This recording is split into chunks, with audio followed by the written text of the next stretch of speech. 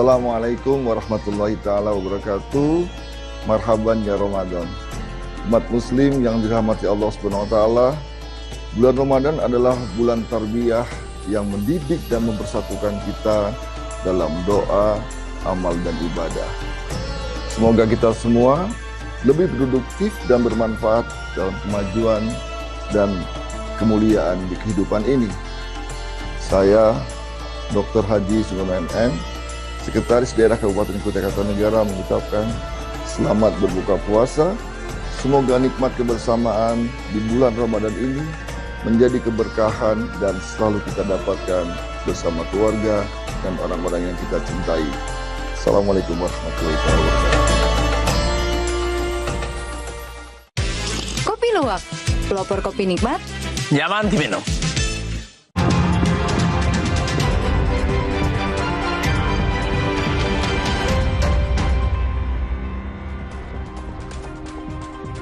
Terima kasih Anda masih bersama kami di Kompas Petang, saya Cynthia Rompas. Saudara, seorang pencari bekicot di Grobogan, Jawa Tengah diduga jadi korban salah tangkap oleh polisi. Korban dituduh sebagai pencuri pompa air bermesin diesel.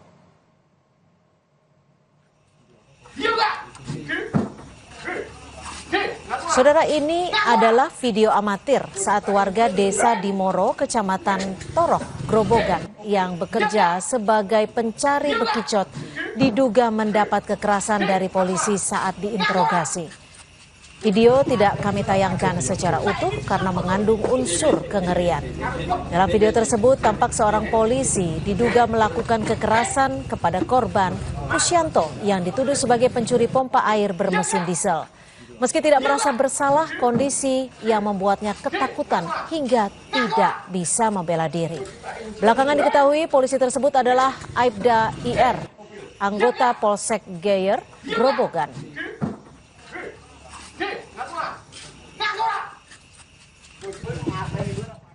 Pasca video viral salah tangkap dan dugaan kekerasan oleh polisi, Kapolres Grobogan mendatangi korban untuk meminta maaf atas tindakan anggotanya saat melakukan interogasi. Kapolres Grobogan pun menyatakan polisi tersebut adalah Aibda IR, anggota Polsek Geyer, Grobogan. Kapolres Grobogan menyatakan hasil penyelidikan membuktikan korban Kusyanto tidak terbukti melakukan pencurian.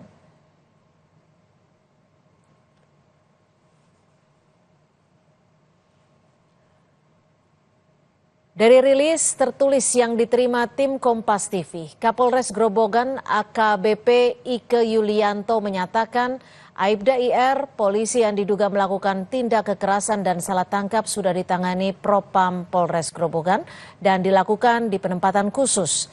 Hasil penyelidikan yang dilakukan membuktikan bahwa Kusyanto, warga desa Dimoro, pada saat itu terbukti tidak melakukan pencurian.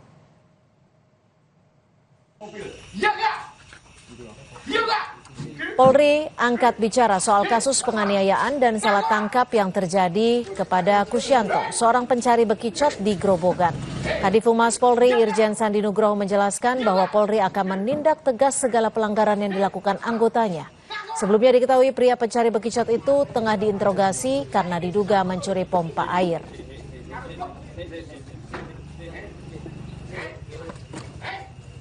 Mungkin yang terkait di Grobogan juga akan ditindak untuk anggota. Tadi sudah dijelaskan Pak Kapolri Siap. waktu pojokan sana. Tadi ya, sekali lagi semuanya yang melanggar ketentuan sudah diverifikasi, sudah diperiksa dengan Propam. Bahkan yang periksa bukan cuma Propam, situasi pun juga tutup. Jadi polisi saat ini sudah tidak ada lagi ruang bersembunyi kalau ada yang melanggar ketentuan. Ada pengawasan dari internal, ada pengawasan dari eksternal, ada pengawasan dari dunia digital, ada teman-teman dari netizen, semuanya kita minta dengan hormat untuk bisa awasi Polri, tegur Polri, dan tolong untuk bisa Polri menjadi baik ke depan apabila ada yang melanggar. Saudara, seorang pencari bekicot di Grobogan, Jawa Tengah jadi korban yang diduga salah tangkap oleh polisi. Meski akhirnya polisi meminta maaf, Polri pun menyatakan akan menindak tegas anggotanya yang melakukan pelanggaran. Kita akan bahas dengan Komisioner Kompolnas Yusuf Warsim pada sore hari ini. Selamat petang Pak Yusuf, terima kasih sudah bergabung bersama kami di Kompas Petang. Selamat petang, Cynthia. Ya, Pak Yusuf, sebelumnya saya mau tanya deh, kalau untuk interogasi kepolisian itu mekanismenya seperti apa sih? Apakah ketika ditangkap langsung diinterogasi atau membutuhkan hal-hal tertentu? Ya, kalau interogasi itu dalam hal apa dulu? Nah, kalau penyelidikan biasanya yang umum itu meminta klarifikasi, interogasi. Artinya itu dilakukan punya dasar, tuh. Tidak main sembarangan meminta klarifikasi, menginterogasi tanpa ada dasar. Nah, dasarnya biasanya ada LP, ada LI, laporan informasi itu salah Ya. satu dasar. Nah, ini harus seperti itu, tidak main orang diinterogasi tidak punya dasar itu nggak bisa. Anda sudah sempat melihat video yang sempat beredar di media sosial terkait kasus Grobogan. Menurut Anda ini bagaimana Kompolnas melihatnya? Karena kalau dilihat dari video yang ada, ini adalah interogasi dengan bisa dikatakan kekerasan di depan warga juga. Ya, sudah kita pantau. Tapi pertama tentu langkah permintaan maaf sudah dilakukan oleh Kapolres. Artinya itu sudah baik dan ini ada pengakuan, ada unprocedural. Proses unprocedural itu sudah dilakukan pemeriksaan di Propam. Ini tentu kita dorong agar tuntas. Nah, yang kedua, ya memang kadang-kadang karena Kompolnas sendiri dalam beberapa waktu lalu juga kita menerima permintaan konsultasi dalam kasus-kasus yang ada di masyarakat pencurian begini meminta polisi bergerak cepat. Nah, memang kalau ada permintaan masyarakat bergerak cepat itu memang polisi di Polsek itu pasti dilema gitu. Tapi tentu kami menyarankan kepada masyarakat dibuat dulu laporannya, pengaduan ke polisi agar polisi punya dasar melakukan tindakan. Tapi yang dikhawatirkan kalau langsung dipenuhi keinginan masyarakat meskipun sudah punya kecurigaan kuat, khawatir salah prosedur, permulaannya belum. Artinya Anda mau juga menyatakan bahwa ini ada indikasi kelalaian atau pelanggaran kode etik? Ya sementara ini kalau salah tangkap itu kasusnya pasti itu unprocedural, tidak didukung oleh bukti awal dulu seseorang ini yang dilakukan penangkapan. Nah, tentu ini ya melanggar kode etik, itu sudah pasti. Sementara kan ini sudah diperiksa di Propam. Ya, itu yang kita dorong agar itu tuntas, tapi tidak hanya di situ. Anggota tersebut juga perlu dilakukan nanti pembinaan profesionalismenya ketika menghadapi situasi seperti ini.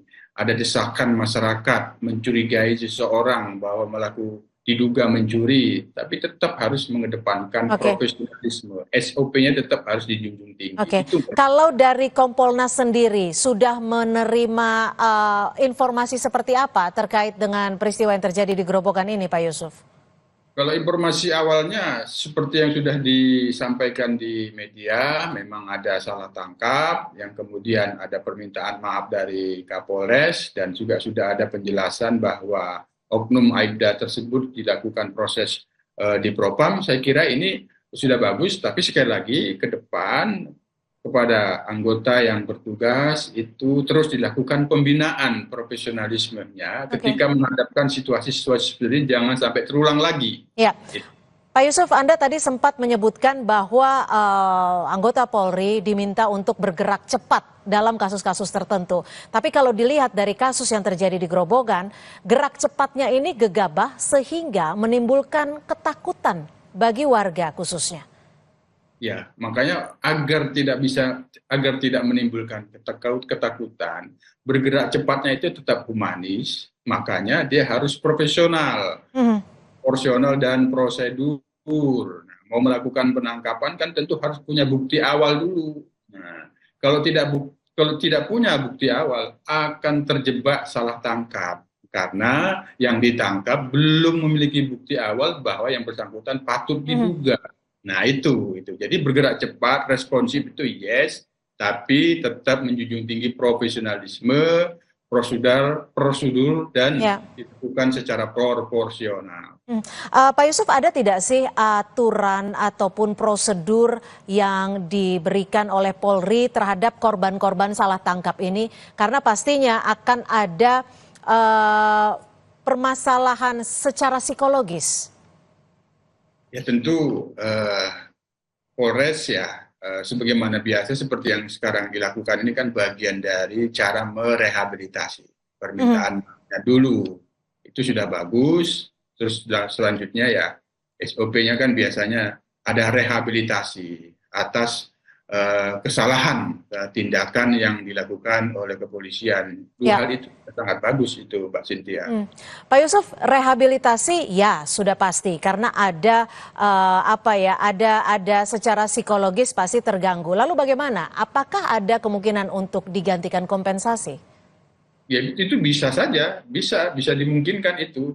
Cuma sekali lagi tergantung pada kondisi. Nah, dari rehabilitasi yang akan dilakukan itu, bagaimana koordinasi dan komunikasi pihak kepolisian dengan korban salah tangkap itu seperti apa, itu nanti akan dilihat. Nah, kompensasi itu tidak tertutup kemungkinan bisa ada.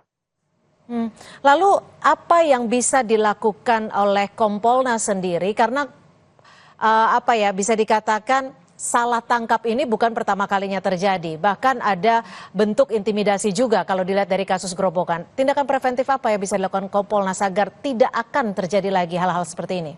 Ya, Kompolnas kan fungsinya sebagai pengawas untuk memastikan kinerja anggota yang bertugas di lapangan itu tidak melakukan pelanggaran, terhindar dari pelanggaran, ya seperti kasus salah tangkap ini ya, pembinaan profesionalismenya di dalam bertugas, memahamkan betul prosedur tindakan kepolisian.